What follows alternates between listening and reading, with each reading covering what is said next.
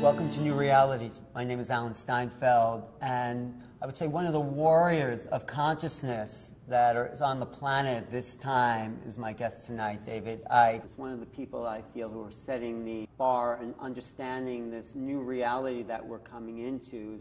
I just saw him give an 11-hour lecture yesterday, connecting the dots from conspiracies to ETs to banking fraud to protests, and he pulls it together from a very spiritual level and gives us a perspective of how to move forward as truly multidimensional beings. And I feel when the true history of consciousness is written, your name will be a part of that because you're bringing truth and clarity. And what I liked about your talk, because I put you in a box of conspiracy, you offered spiritual solutions.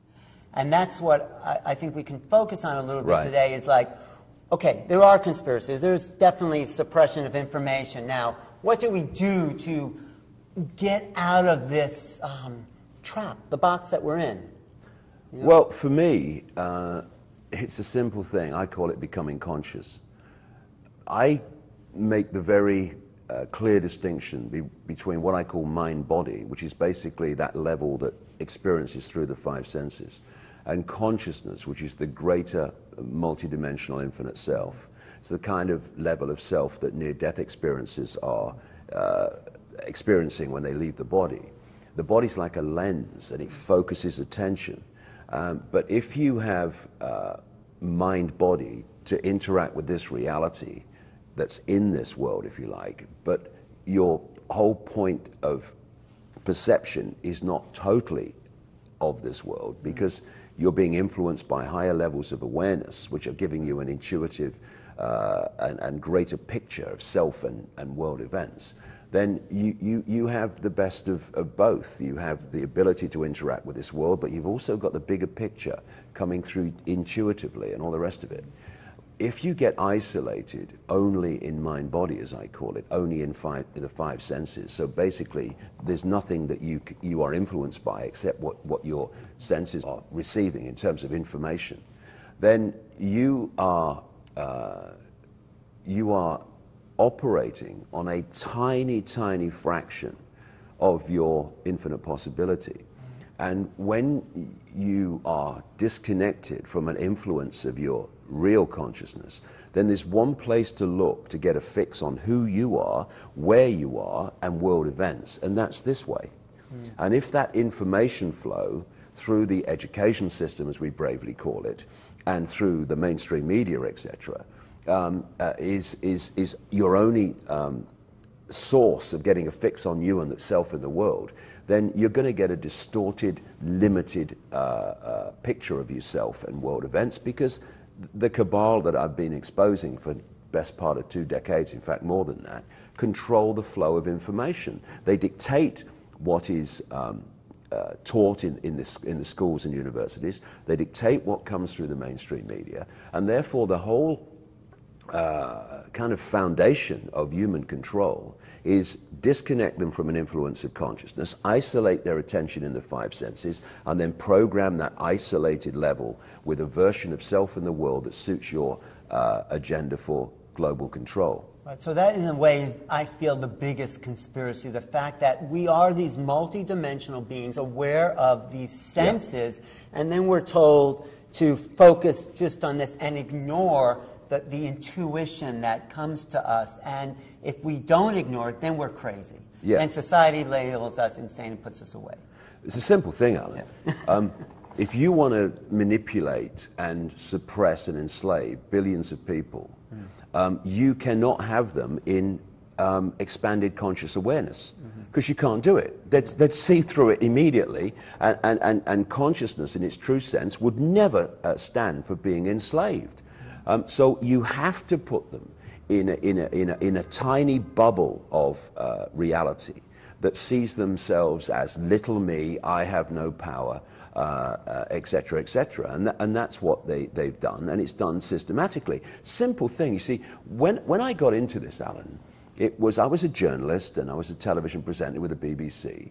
And then I had some amazing, what you might call spiritual experiences, paranormal experiences. They're not really paranormal, but they are from the, the normal view of the world. And I started to realize that there were other explanations for life, the universe, everything. And they were compelling explanations. And my question, being a journalist, was, why aren't these taught in the schools? Why don't we see this in the media? What's going on? And that made me realize there was a conspiracy to suppress this information and emphasize two polarities, which should actually be one, but two polarities in the way that they are expressed in our society. One is religion, and the other one is science.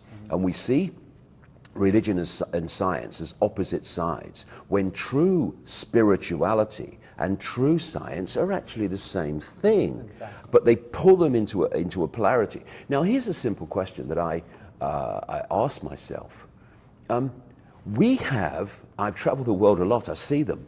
We have thousands and thousands of television channels all over the world, endless thousands and thousands of newspapers and radio stations. Apart from those that specialize in it because they're presented by people who are interested in the information, how many times do you ever see anywhere in the world television documentaries asking anything about the nature of reality?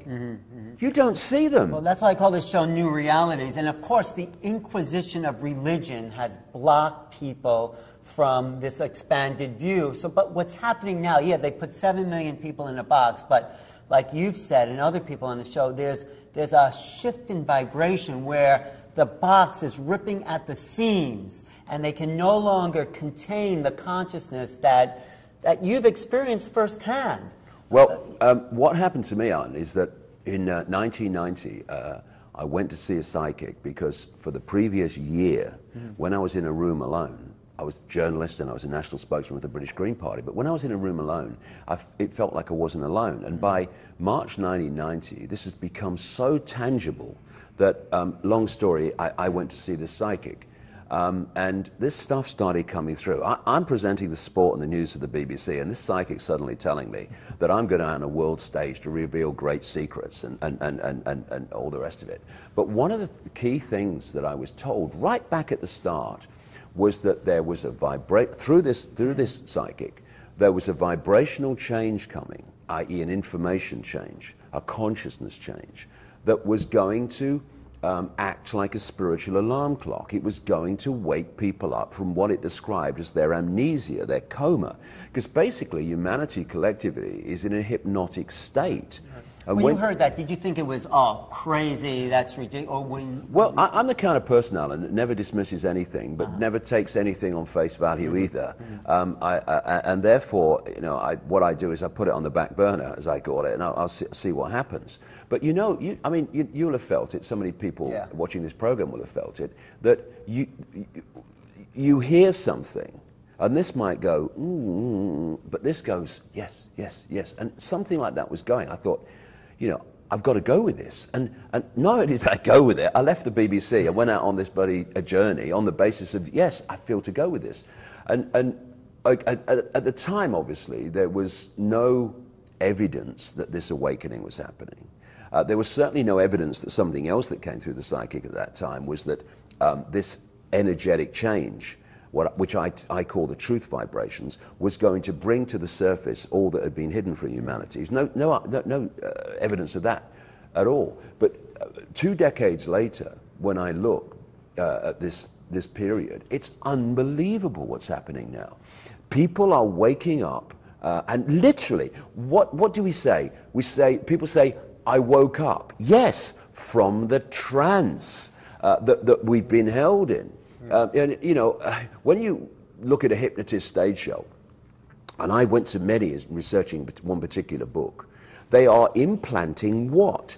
Belief systems and implanting senses of reality into the brain mind, which then decodes reality to fit the implanted belief. Thus, they'll see someone naked in the audience or an elephant in the audience when they're not really there.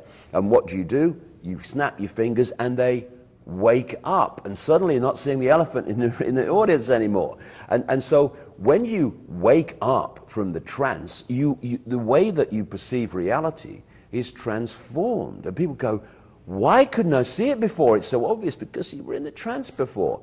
And so what we are looking at is this mass sleeping beauty, waking up, called humanity, from the spell that's been cast upon us. Because the vibration we're moving to can no longer support what your thesis is that there's a government, and then there's the shadow government that controls the government, and then behind the shadow government are the suits, and then behind them is the alien reptilian consciousness that feeds off the dramas of the human civilization. It feeds off low vibrational human emotion, which is why society is structured to produce maximum low vibrational human emotion.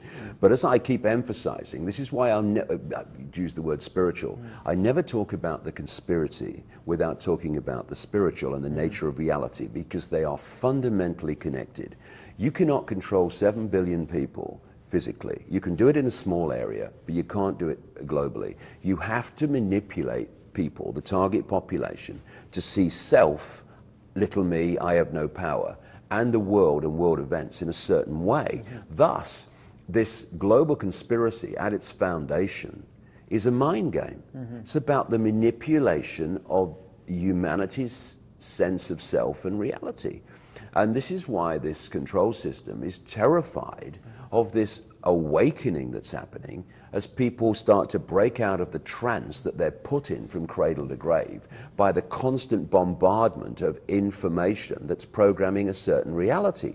This is why the suppression of real science and the funding of mainstream science is directed to make sure that mainstream science, which of course dominates the media version of science and reality, never actually connects the dots so that we see that everything is one, so we see that we are actually infinite consciousness having an experience rather than being the experience.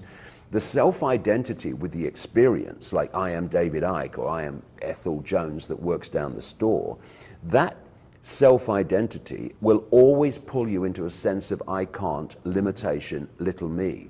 Whereas when we then realize, which is what science is funded and structured to suppress, when we realize that actually we are consciousness having the experience, we're not actually the experience, then suddenly your sense of self moves from little me to infinite me, and therefore your ability to be manipulated becomes dramatically less. But what do these, let's call them reptilian beings, really want? So they suppress humanity, they feed off their drama and the emotions, but what does that get them ultimately? What's the big picture even behind that level of reality?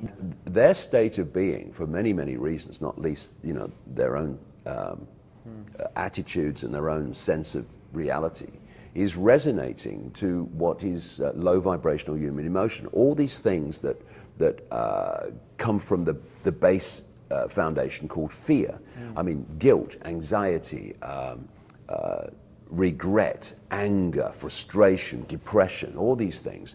And so the more that they can get humanity to generate this energy by the way world events are manipulated, the more energy sustenance they have, because there seems to be a modus operandi with this group where they target a society and they create massive, because of their advanced technology, they create massive upheavals, geological upheavals, earthquakes, volcanoes, and tidal waves, all the things that the ancients talked about happening.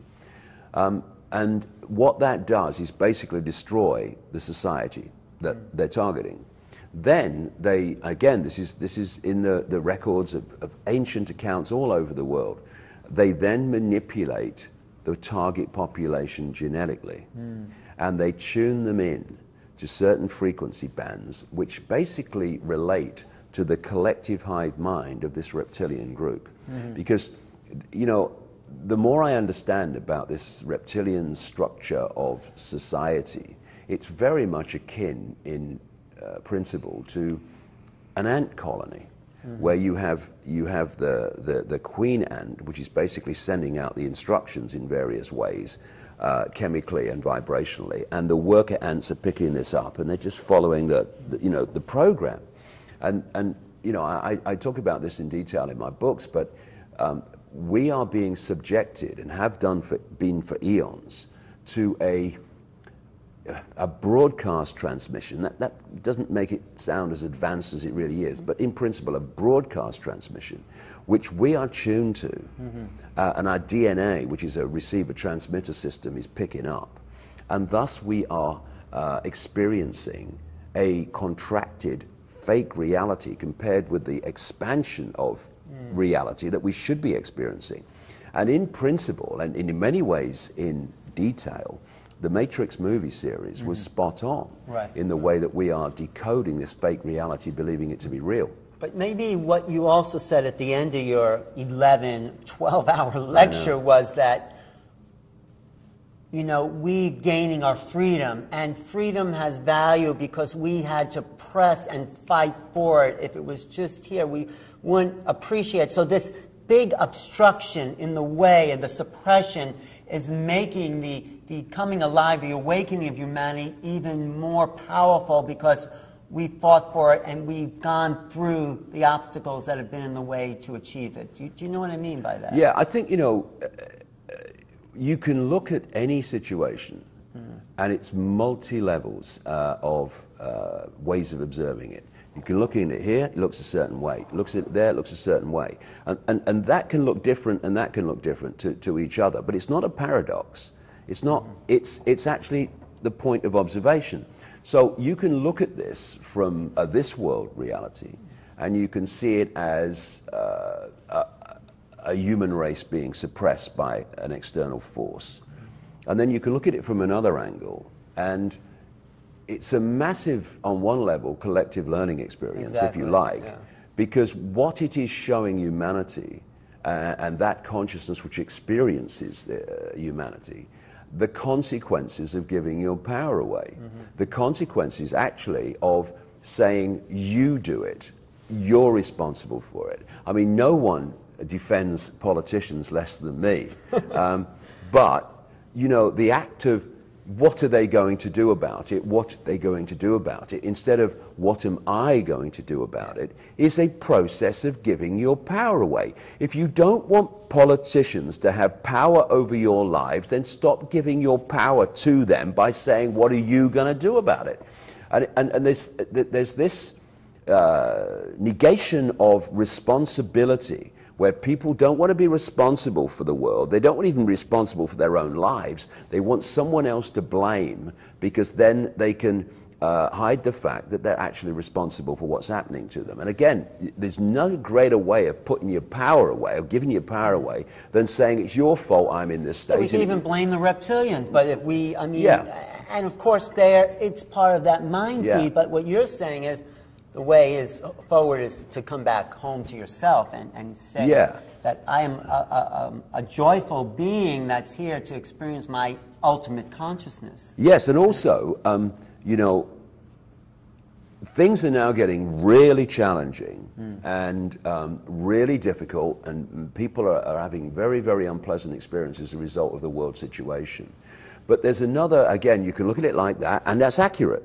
But you look at it in another way, and you say, if it wasn't happening, if it was just toddling along and everything was kind of just about all right, then there wouldn't be this awakening. Exactly. There wouldn't be this, these people standing up in Occupy protests and saying, I can see the situation now, I'm a slave, I'm not having it. That wouldn't be happening. So these challenges are also gifts. You know, I've said many times, related to my own life, never mind the principle in general, that life tends to give you your greatest gifts brilliantly disguised as your worst nightmare.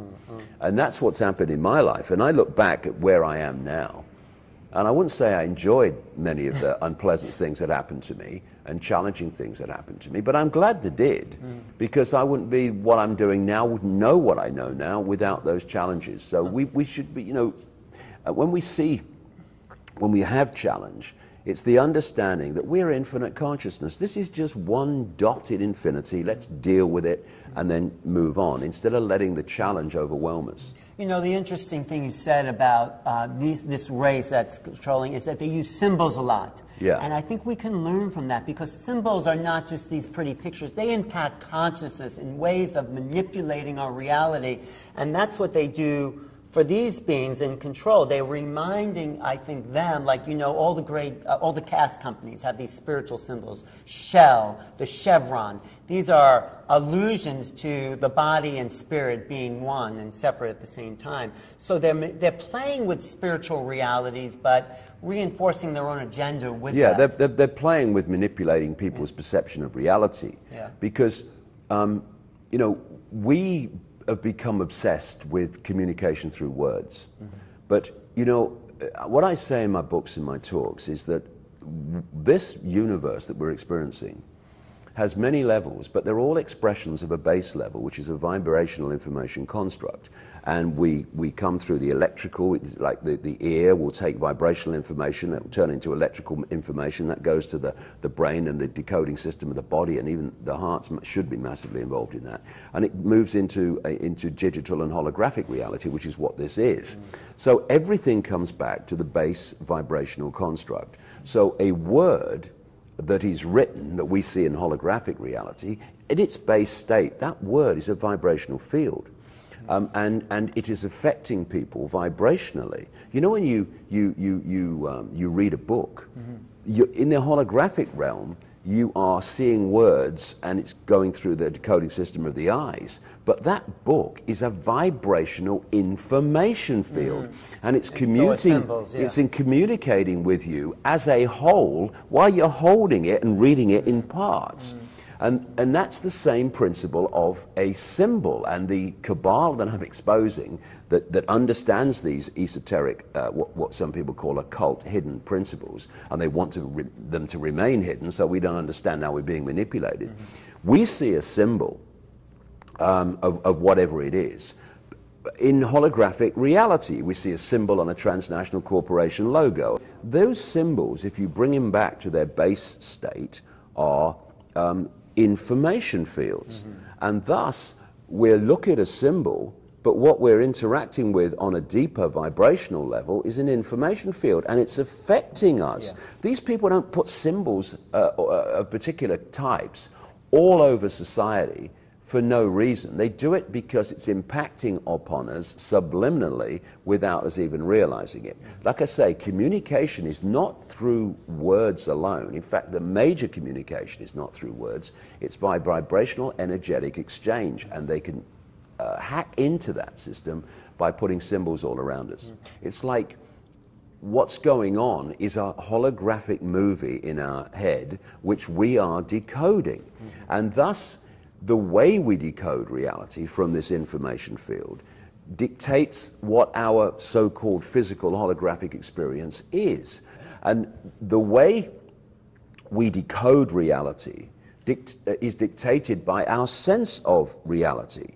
And in the same way that you can hypnotize people to decode reality in a certain way, you know, like there's an elephant in the audience, you can be hypnotized through media, education, and basically the sources of information in this world to read reality in a certain way. And that's what we're doing. And that's what's happening. And which is why when people open their mind to consciousness and go into deeper levels of self, they perceive reality and experience reality in a much more expanded way, because they're now interacting with the energetic field of the universe in a completely different way and a more expanded way, and thus their perception of everything is expanded, including of self. When you're up there on stage for 11 hours, you're also kind of beaming in energy. You're transmitting what I feel these beings have given you. That's an interesting point, because, you know, over the years, psychics, visual psychics have been in the audience, and they've seen this happening. There's this energy coming to the top of my head and going out. And you know, we talked earlier about you can read a book, or you can hold the book and get the totality of the information. I realized, Alan, a long time ago, that the most important communication between me and the audience at these events is energetic. And more than that, the most important reason for them is that massive build-up of energy with the audience massively participating as we become one unit, that over the hours it builds up and it is sending out massive high vibrational energy information into the energy field, which can then be picked up by anyone that kind of interacts with it. And you know, that's what they're doing. That's what Satanists are doing. I mean, they say it in their own writings.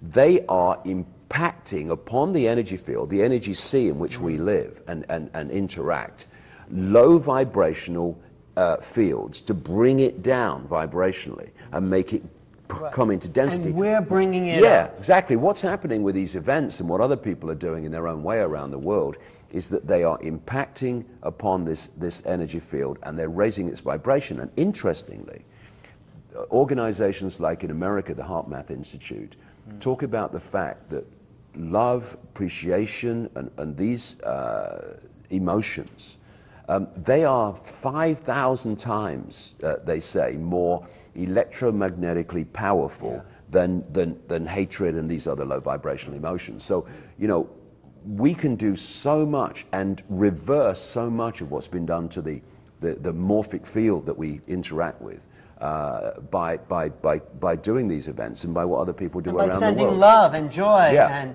And I mean, the thing is, you know, people are watching this program. Yeah. People listen to a radio station where someone's talking about this stuff.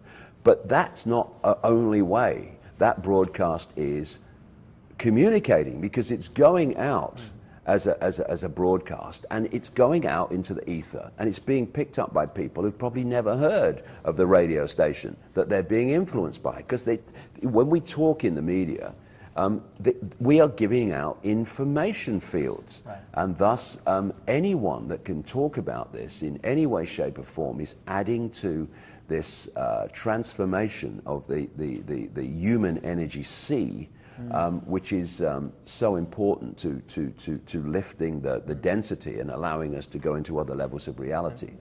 you know, the people get worked up over fear, but if that's all they hear you say, which is what I heard you say when I first met you, because I didn't know anything about you, and then there's this other thing that you lift them out of that, their own stuff that they're projecting onto you, and you give them a solution. That's the power of your message. Well, it's very kind of you. Thank you, David. It's a pleasure, Alan. Yes, thanks Thank again. you. Alan Steinfeld for New Realities, talking to David Icke. Website, David Icke. DavidIcke.com. There you go. Please check out his books, his programs, his YouTube, and look for him when he comes back.